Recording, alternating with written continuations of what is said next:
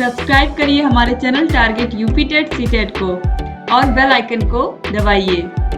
Hello दोस्तों, मैं आनंद स्वागत करता हूं आप सभी का आपके अपने चैनल और app target UP TET CTET में।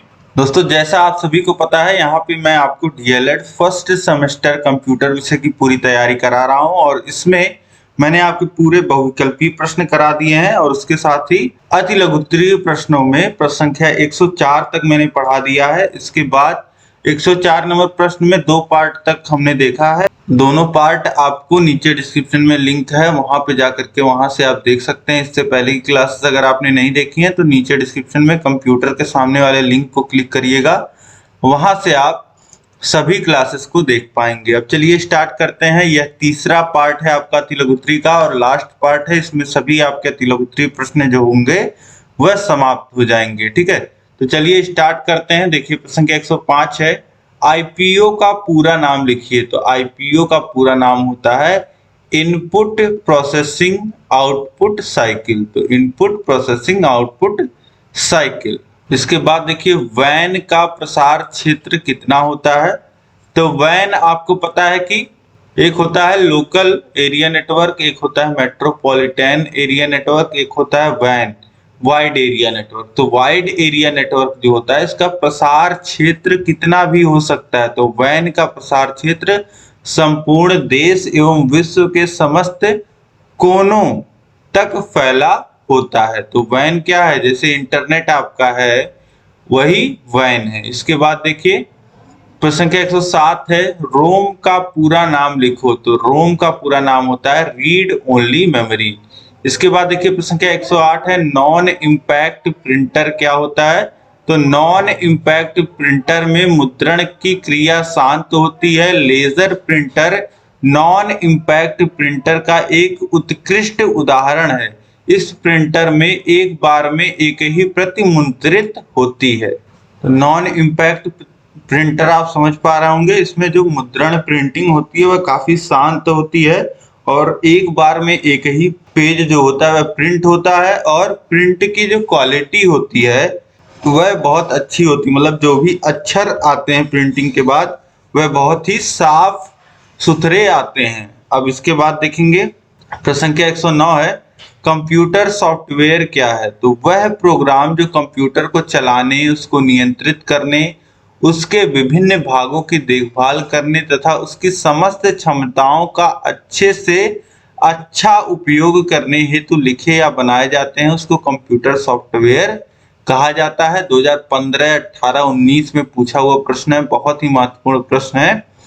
तो कंप्यूटर सॉफ्टवेयर आप समझते ही होंगे कि यह वह प्रोग्राम है जो किसी भी कंप्यूटर के द्वारा एक निश्चित कार्य को पूरा करने के लिए, उसके संसाधनों का पूरा उपयोग करने के लिए लिखा जाता है। ठीक है, अब इसके बाद देखिए अगला प्रश्न है प्रश्न संख्या 110, फैक्स को समझाइए। तो फैक्स अंग्रेजी भाषा के फेसिमिली शब्द से निर्मित हुआ।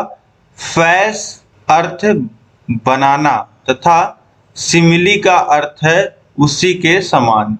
फैस का अर्थ हो गया बनाना और सिमिली का अर्थ होता है उसी के समान। अर्थात अन्य शब्दों में यह कह सकते हैं कि फैक्स द्वारा मूल प्रति की छाया प्रति दूसरे छोर पर तत्काल उपलब्ध हो जाती है। अब फैक्स मशीन का क्या इस्तेमाल होता है आपको पता है कि जैसे कोई लेटर है तो एक जगह फैक्स अगर एक जगह से किया गया तो दूसरे जगह वही सेम कॉपी जो होती है वह प्रिंट हो जाती है। जैसे आप एक जगह से फोन करते हो, दूसरी जगह मोबाइल रिंग करता है, वैसे ही फैक्स का क्या है कि एक जगह आप डॉक्यूमेंट भेजते हो, दूसरे जगह डॉक्यूमेंट प्रिंट होके आता है।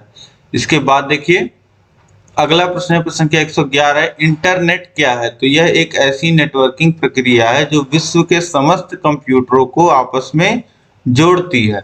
तो इस तरीके से कह सकते हैं यह एक नेटवर्क है जिसके माध्यम से पूरे दुनिया के विभिन्न कंप्यूटर जुड़े हुए हैं। इसके बाद देखिए प्रश्न संख्या 112 है, इंटरनेट एक्सप्लोरर क्या है। तो इंटरनेट एक्सप्लोरर एक सॉफ्टवेयर है। कैसा सॉफ्टवेयर है, एक ब्राउजर है। सर्च इंजन ना लिख करके, ये सर्च इंजन गलत लिखा हुआ है, आपको क्या लिखना है, इंटरनेट एक्सप्लोरर एक ब्राउज़र है।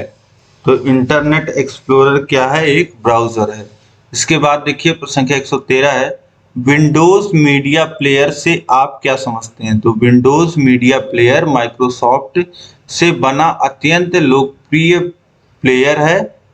यह कंप्यूटर सॉफ्टवेयर है जो मल्टीमीडिया के क्षेत्र में फिल्म, वीडियो आदि स्वरूप की समगणक संचिकाएं देखने सुनने के लिए प्रयोग किया जाता है। इसका नवीनतम संस्करण मीडिया प्लेयर 12 है जो कि विशेषकर विंडोज 8 के लिए बना है। तो विंडोज मीडिया प्लेयर क्या होता है, यह विभिन्न प्रकार के जो मीडिया होते हैं, वीडियो, ऑडियो आदि को संचालित करने का काम करता है, ठीक है। और यह विंडोज माइक्रोसॉफ्ट के साथ आता है, ठीक है।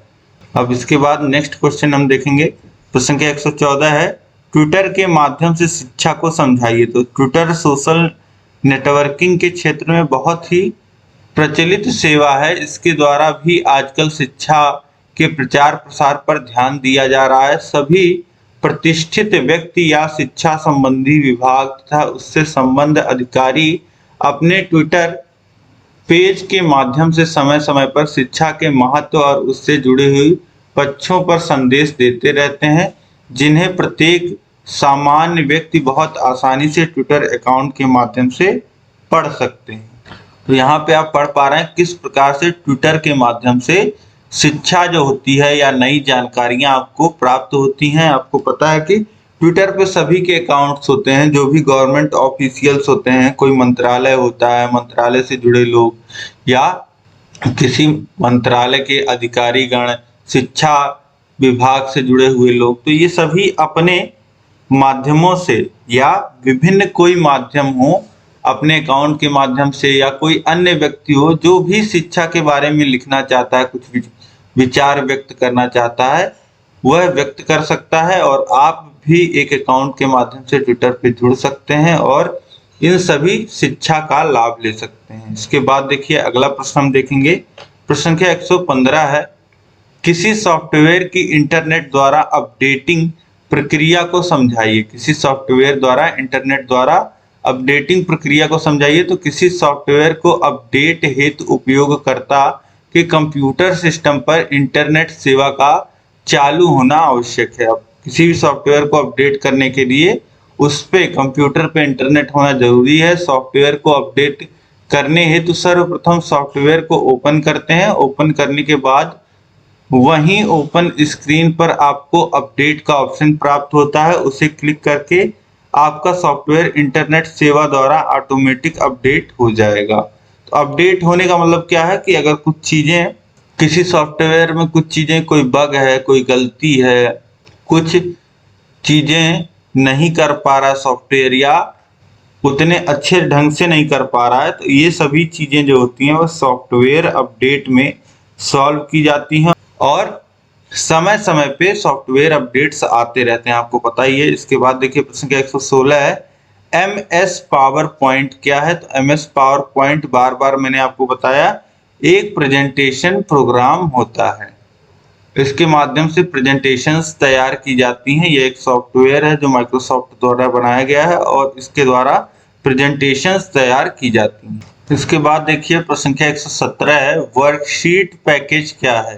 तो इस पैकेज का प्रयोग कार्यशालाओं में सूचनाओं एवं आंकड़ों को व्यवस्थित रूप में एकत्रित करने में किया जाता है। तो वर्कशीट पैकेज क्या करता है कि जो भी किसी ऑफिस में सूचनाएं होती हैं, आंकड़े होते हैं, उन सभी को एकत्रित करने में वर्कशीट पैकेज का प्रयोग किया जाता है। इसके बाद देखिए प्रश्न संख्या 118 है, MS एक्सेल विंडो की प्रयुक्त कमांड्स कौन कौन सी हैं।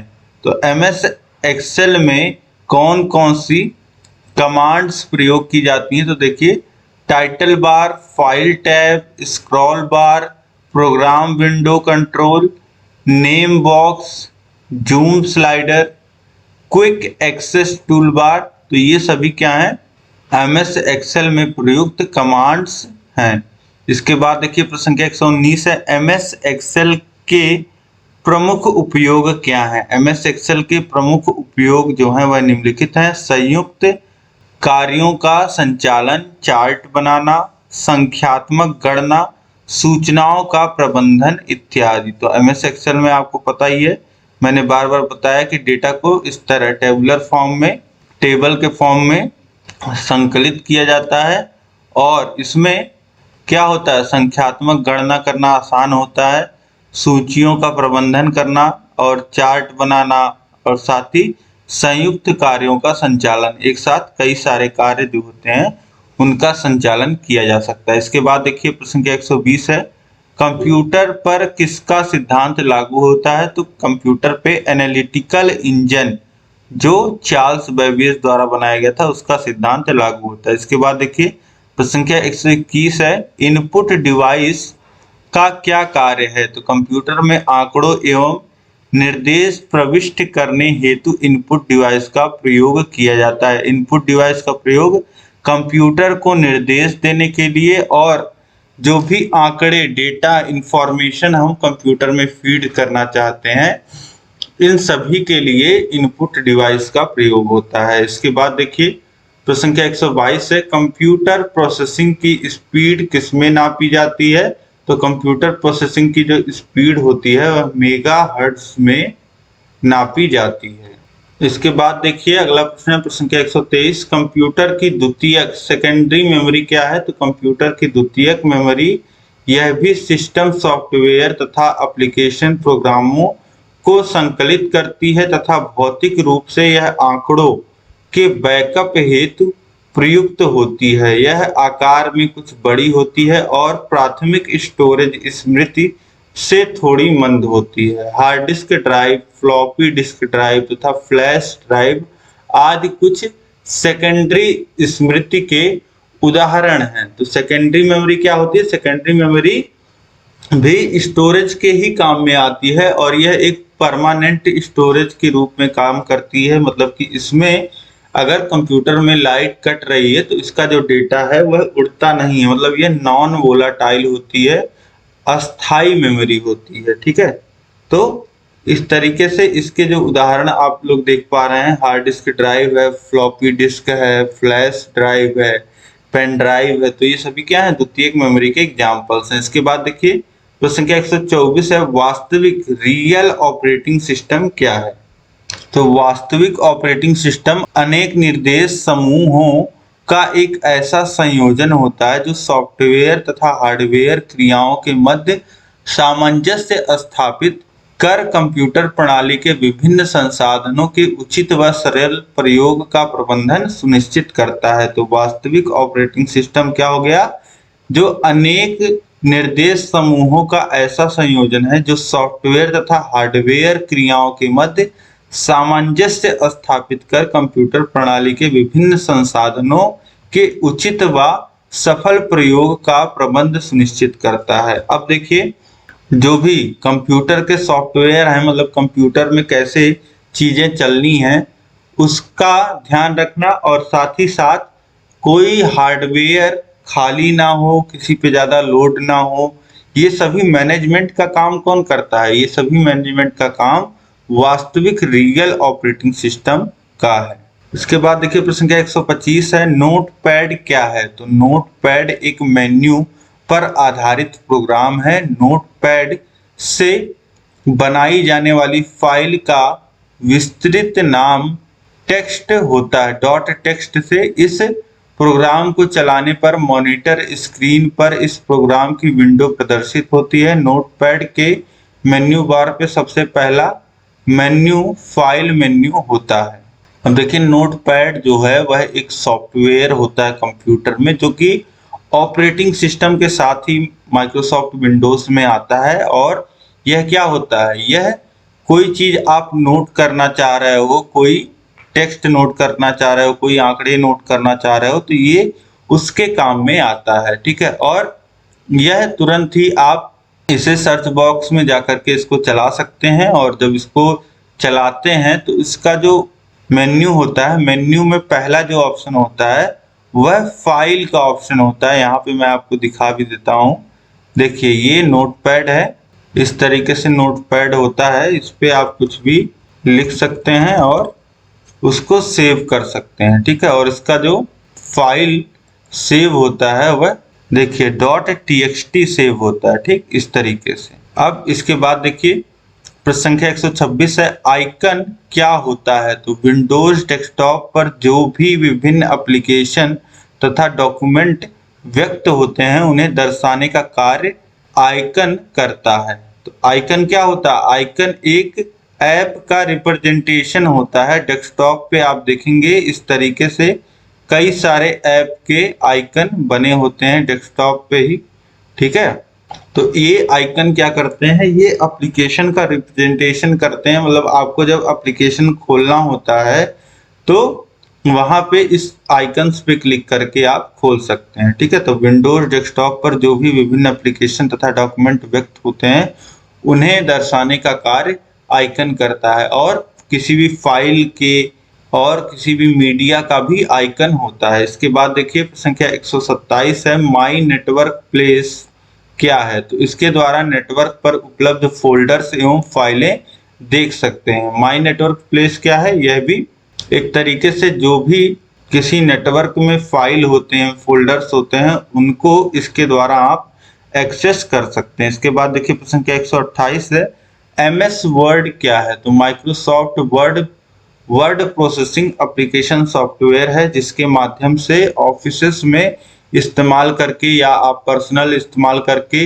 रिपोर्ट्स तैयार कर सकते हैं, लेटर्स लिख सकते हैं और रिज्यूम बना सकते हैं। ये सारे काम किस पे होता है? MS वर्ड पे होता है। इसके बाद देखिए प्रश्न संख्या 129 है, कंप्यूटर नेटवर्क में कौन कौन सा उपकरण प्रयोग होता है? तो कंप्यूटर नेटवर्क में तार, हब, स्विच, राउटर आदि प्रयोग होता है। कंप्यूटर नेटवर्क बनाने के लिए देखिए तार लगेगा, केबल लगेगा, हब लगेगा, स्विच लगेगा, राउटर लगेगा, ये सभी नेटवर्क में लगते हैं। इसके बाद देखिए प्रश्न संख्या 130 है, वेब ब्राउजर क्या है? तो वेब ब्राउजर एक ऐसा प्रोग्राम होता है जो इंटरनेट या मुख्यतः वर्ल्ड वाइड वेब पर सूचनाएं खोलता है एवं वेब पेजों को प्रदर्शित करता है। वेब ब्राउजर अभी मैंने आपको बताया, जैसे इंटरनेट एक्सप्लोरर की बात हो रही थी, तो यह क्या है? यह एक प्रकार का वेब ब्राउजर है जो इंटरनेट पे जो भी वेबसाइट्स होती हैं उनको खोलता है, उनके वेब पेजेस को खोलता है और उन पे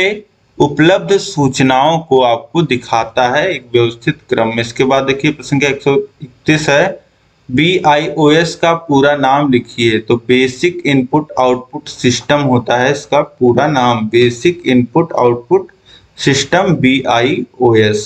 इसके बाद देखिए प्रश्न संख्या 132 है, विंडोज स्क्रीन के बैकग्राउंड को क्या कहते हैं? तो विंडो स्क्रीन के बैकग्राउंड को जब या फिर जब आप कंप्यूटर खोल लेते हैं, ओपन करते हैं, तो कंप्यूटर ऑन जब आप करते हैं तो पहला जो स्क्रीन आता है, फर्स्ट स्क्रीन, वह क्या कहलाता है? डेस्कटॉप कहलाता है। इसके बाद देखिए संख्या 133 है, कंप्यूटर में कंट्रोल यूनिट क्या करती है? तो कंप्यूटर में कंट्रोल यूनिट जो है यह CPU का पार्ट होता है और कंप्यूटर के हर घटक को मैनेज करती है, जो कंप्यूटर मेमोरी से जानकारी लेती है, इसे पढ़ती है, फिर उन्हें एक सिग्नल की सीरीज में बदल देती है ताकि कंप्यूटर के बाकी के घटक भी अपना कार्य प्रारंभ कर सकें। तो इस तरीके से कंट्रोल यूनिट, जैसा का नाम ही है, इसका काम है कंट्रोल में सभी जितने भी प्रोसेसेस चल रहे हैं उन सभी को कंट्रोल में रखना, कि जितना भी काम कंप्यूटर में चल रहा है सभी को कंट्रोल में रखना, जिससे सभी जो घटक हैं कंप्यूटर के, जो भी पार्ट्स हैं, जो भी रिसोर्सेस हैं, वह अच्छे ढंग से और इफेक्टिव रूप से काम कर पाएं। इसके बाद देखिए प्रश्न संख्या 134 है, सुपर कंप्यूटर किसे कहते हैं? तो सुपर कंप्यूटर सबसे अधिक गति, संग्रह क्षमता, प्रयोक्ता वाले कंप्यूटर हैं। तो सुपर कंप्यूटर क्या है? वह कंप्यूटर जिसकी जो प्रोसेसिंग क्षमता होती है वह सबसे अधिक, सबसे तेज होती है, भंडारण क्षमता सबसे तेज होती है, सबसे अधिक होती है, यह कह सकते हैं। और इस तरीके के जो कंप्यूटर होते हैं उनको सुपर कंप्यूटर कहा जाता है। इसके बाद देखिए प्रश्न संख्या 135 है, सॉफ्टवेयर किसे कहते हैं? तो एक निश्चित कार्य को संपन्न करने हेतु निर्देशों का समूह प्रोग्राम या सॉफ्टवेयर कहलाता है। ठीक है, तो किसी भी निश्चित कार्य करने के लिए कंप्यूटर में जो भी निर्देश लिखे जाते हैं और इनको एक फॉर्म में रखा जाता है, एक एप्लीकेशन के फॉर्म में, तो उसे क्या कहते हैं? सॉफ्टवेयर कहते हैं। इसके बाद देखिए प्रश्न संख्या 136 है, वेबसाइट में होम पेज का क्या अर्थ है? तो होम पेज उस पेज को कहते हैं जो इंटरनेट से जुड़ने के पश्चात एक्सप्लोरर को रन करते ही सीधा हमारे सामने स्क्रीन पे आता है। तो ये थोड़ा सा गलत लिखा हुआ है, यहाँ पे आप लिखिएगा कि किसी भी वेबसाइट पे जाने पे जो सबसे पहला पेज होता है जिसपे उस वेबसाइट पे उपलब्ध चीजों को हम देख पाते हैं, वह उस वेबसाइट का होम पेज कहलाता है। ठीक है। इसके बाद देखिए प्रश्न संख्या 137 है, प्राचीन समय में गणना के लिए क्या प्रयोग होता था? तो प्राचीन समय में गणना हेतु अबेकस का प्रयोग होता था। ठीक है। तो सबसे पहले कंप्यूटर के इतिहास में मैंने आपको अबेकस ही पढ़ाया है। तो इस तरीके से बस एक तारे होती थी, तारे पे मिट्टी के क्या होते थे? ये इस तरीके से मिट्टी के गोली बनी होती थी। इस तरीके से यह छोटी सी डिवाइस जो गणना के काम में आती है, अबेकस बोलते हैं। इसके बाद देखिए प्रश्न संख्या 138 है, इलेक्ट्रॉनिक स्प्रेडशीट का प्रयोग मुख्यतः कहाँ करते हैं? तो इलेक्ट्रॉनिक स्प्रेडशीट का प्रयोग मुख्यतः MS एक्सेल में किया जाता है। ठीक है। इसके बाद देखिए संख्या 139 है, HTTP का पूरा नाम लिखिए। तो इसका पूरा नाम होता है हाइपर टेक्स्ट ट्रांसफर प्रोटोकॉल। इसके बाद देखिए प्रश्न संख्या 140 है, WiMAX क्या होता है? तो WiMAX एक दूरसंचार तकनीकी है। इस तकनीकी के माध्यम से एक कंप्यूटर दूसरे कंप्यूटर से बिना तारों की मदद से संपर्क स्थापित कर सकता है। तो WiMAX क्या है? एक दूरसंचार की तकनीकी है जिसके माध्यम से बिना तारों के भी एक कंप्यूटर दूसरे कंप्यूटर से जुड़ सकते हैं। ठीक है। इसके बाद देखिए प्रश्न संख्या 141 है, कंप्यूटर सॉफ्टवेयर पेज मेकर किस ऑपरेटिंग सिस्टम से संबंध रखता है? तो कंप्यूटर सॉफ्टवेयर पेज मेकर एकल ऑपरेटिंग सिस्टम से संबंध रखता है। तो मुख्यतः जो पेज मेकर का दोस्तों इस्तेमाल है, पेज मेकर का उपयोग दस्तावेजों, अखबार, मैगजीन, फाइलों के बनाने के लिए किया जाता है। पेज मेकर जैसा कि इसका नाम ही है। और साथ ही देखिए कि इस सॉफ्टवेयर का इस्तेमाल बड़ी बड़ी कंपनियों के द्वारा विज्ञापन जो एडवर्टीजमेंट होते हैं इसको बनाने के लिए किया जाता है। यह सॉफ्टवेयर कंप्यूटर के फाइलों को सेव करने में मदद करता है। इसका उपयोग पेज के आकार को बदलने के लिए भी किया जाता है। तो पेज मेकर सॉफ्टवेयर है जिसके द्वारा आपको पता है कि बहुत सारे कार्य किए जाते हैं, मुख्यतः अखबार के, मैगजीन के, ये सभी कार्य जो हैं वह पेज मेकर सॉफ्टवेयर के द्वारा किए जाते हैं। और किस ऑपरेटिंग सिस्टम से यह संबंध रखता है? तो यह एकल ऑपरेटिंग सिस्टम से संबंध रखता है। इसके बाद देखिए प्रश्न संख्या 142 है, विंडोज डेस्कटॉप पर किसके द्वारा विभिन्न एप्लीकेशन और डॉक्यूमेंट को दर्शाता है? विंडोज डेस्कटॉप पर किसके द्वारा विभिन्न एप्लीकेशन एवं डॉक्यूमेंट को दर्शाता है? तो विंडोज डेस्कटॉप पर आइकन के द्वारा विभिन्न एप्लीकेशन और डॉक्यूमेंट को दर्शाता है। तो वही बात है, विंडोज जो है वह डेस्कटॉप पर आइकन्स, चाहे वह कोई एप्लीकेशन हो या डॉक्यूमेंट हो, जो विंडोज होता है वह आइकन के माध्यम से, इसी तरीके के आइकन के माध्यम से, जैसे आपके मोबाइल में ऐप्स का आइकन होता है उसी तरीके से फाइल्स का भी आइकन होता है।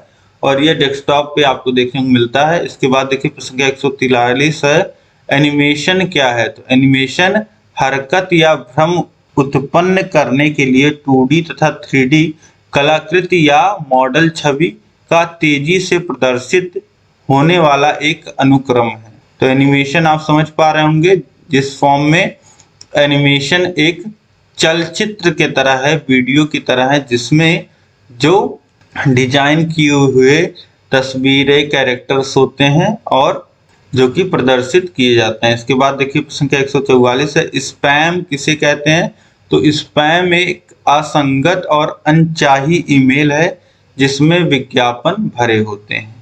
तो स्पैम क्या हो गया? ऐसे ईमेल्स जिसका उपयोग आपके लिए नहीं है बल्कि कंपनियां जो हैं वह आप तक अपना प्रोडक्ट या सर्विस पहुंचाने के लिए, उसका प्रचार करने के लिए आपके पास भेजती हैं। इसके बाद देखिए प्रश्न संख्या 145 है, कंप्यूटर को इंटरनेट से जोड़ने में किसकी सहायता लेते हैं? तो कंप्यूटर को इंटरनेट से जोड़ने हेतु मॉडेम का प्रयोग किया जाता है। ठीक है, इसके बाद देखिए प्रश्न संख्या 146 है, नए सॉफ्टवेयर को इंस्टॉल करने के कितने तरीके होते हैं? तो किसी नए सॉफ्टवेयर को दो तरीकों से इंस्टॉल किया जा सकता है, सीडी अथवा डीवीडी से या इंटरनेट के माध्यम से। तो ये दो तरीके होते हैं किसी नए सॉफ्टवेयर को इंस्टॉल करने को। आजकल तो ज़्यादातर इंटरनेट के माध्यम से ही किसी भी सॉफ्टवेयर को इंस्टॉल कर लिया जाता है। तो इस तरीके से यहाँ पे दोस्तों आपके जितने अतिलघुत्तरीय प्रश्न थे 3 पार्ट में मैंने कंप्लीट करा दिए। इसके पहले मैंने आपके बहुविकल्पी प्रश्नों को कंप्लीट करा दिया था। तो उम्मीद है जो है यह क्लास आपको पसंद आई होगी। जहाँ कहीं भी आपको दिक्कत हो आप मुझे कमेंट करके बताइए। इस क्लास को लाइक करिए, अपने दोस्तों में, खास मित्रों में, कम से कम 5 खास मित्रों में आप इस क्लास को शेयर करिए। और इससे पहले की क्लासेस अगर आपने नहीं देखी तो डिस्क्रिप्शन में लिंक है, वहां से जाकर के देखिए।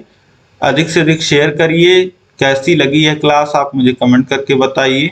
और भी जो क्लासेस और भी टॉपिक्स जो आप पढ़ना चाहते हैं मुझे कमेंट करके बताइए। अभी तक अगर आपने चैनल को सब्सक्राइब नहीं किया है तो चैनल को सब्सक्राइब कर लीजिए। उसके बगल है बेल आइकन, उस पर ऑल सेलेक्ट कर लीजिए ताकि सभी नोटिफिकेशंस आपको मिल पाएँ और आपसे कोई वीडियो छूटे ना। इस तरीके से लगातार चैनल से आप पढ़ते रहिए। डिस्क्रिप्शन में लिंक दिया गया है सभी विषयों का, या फिर चैनल पर डायरेक्ट विजिट करके भी आपको फर्स्ट सेमेस्टर की सभी चीज़ें पढ़ने को मिल जाएंगी। इस तरीके से आप पढ़िए और अपनी तैयारी को बेहतर बनाइए और हमसे ऐसे ही जुड़े रहिए। मिलते हैं हम लोग नेक्स्ट क्लास में। जय हिंद।